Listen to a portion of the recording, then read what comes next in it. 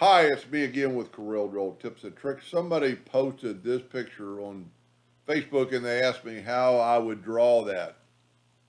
I have no clue. I would love to be able to draw this. I don't I don't know if it's possible in Corel. Maybe somebody will chime in.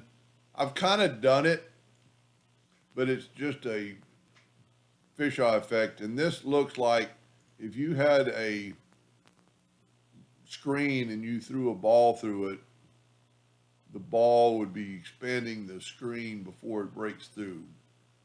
I do not know how they do that.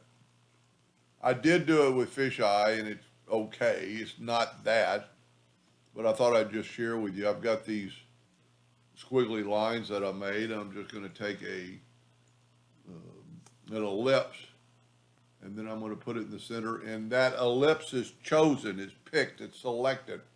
Then you go to effects, effect, lens, fisheye, and then you need to hit frozen to move it out of the way. And you can change that appearance by going up. So it's selected again. You can't select them both, but then you can change the percentage and see how it's not quite as dramatic. I don't know if you can type in something bigger than 100. Yep. So then you go to frozen, and what that does, it freezes it.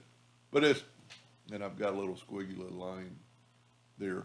I really hope somebody will chime in to tell me how to do that. Anyway, hope that helped a little bit. Thank you for watching.